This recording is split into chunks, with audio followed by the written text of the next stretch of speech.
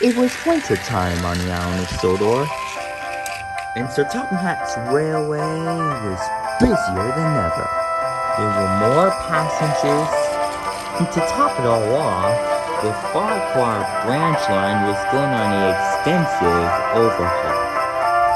The bad weather has blocked the tracks, said Sir Topham Hatt. We shall need snowplows to clear the tracks so that we can run properly. Good gracious, sighed Oliver as he rolled into the sheds. I arrived with my first train, and then I left with another. Unless you will work on the mainline duties, said Duck. We can't complain about it. You won't find me complaining, smiled Stepney. Besides, the island of Sodor is for steam engines as well as diesel engines. You know, said Toby, I was danger of being sent away once. I'm glad Sir Topham Hatt's in charge. However, murmured Stepney, we can't save every engine. Or I wish Sir Topham Hatt could. All the engines went to sleep. All except Toby, who couldn't help but think of what Stepney had said.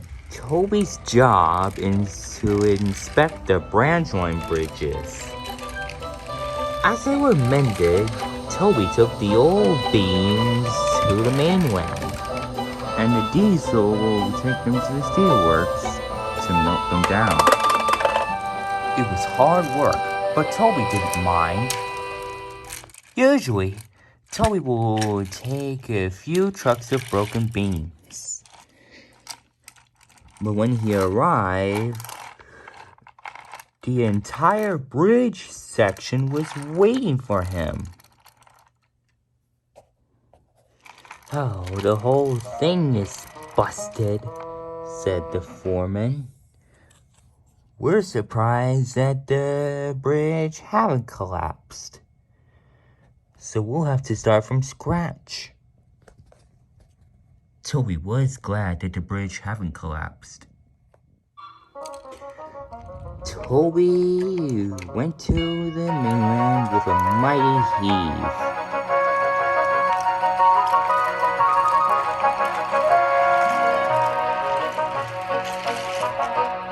He arrived as usual at the mainland, but today Daisy hadn't come. Bother, grumbled Toby. If Daisy hasn't come yet, I'll be late. Just then, Daisy arrived. From engines of the future, Toby said, you certainly are slow. Well, it's not my fault, flounced Daisy. It's the rusty old traction engine. Toby looked over. There was a sad, rusty traction engine on Daisy's flatbed. Goodness gracious me, what's happened to him? Given it from scrap ages ago.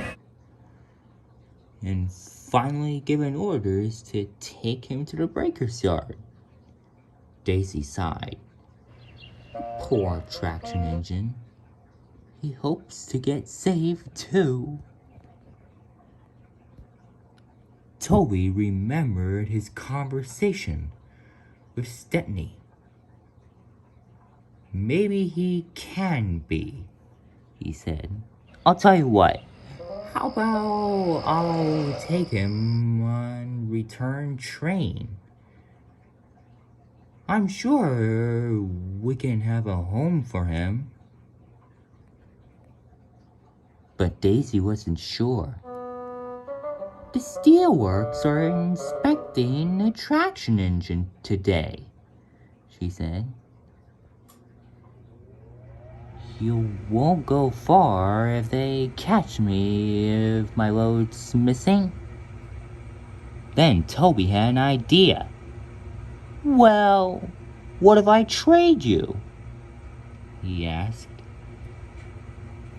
A bridge section for him. Daisy looked at her flatbed and smiled. They'll be happy for that. You got a deal. Toby smiled. Soon they had traded their loads, and Toby pulled the traction engine to the yard. Then the voice spoke up. You're not going to turn me into a bridge, aren't you? Of course not, Toby smiled. Oh, what relief, said the traction engine. But why are you rescuing me? We can't save every engine, replied Toby, but we can try. At last, they stopped at a goods yard. Toby let out a sigh of relief. You'll be safe here until I can speak with Sir Topham Hatt, he said. Well, here I am. The engines jumped, and Sir Topham Hatt walked towards them. A bit difficult to sneak around with a load like that, wouldn't you say, Toby?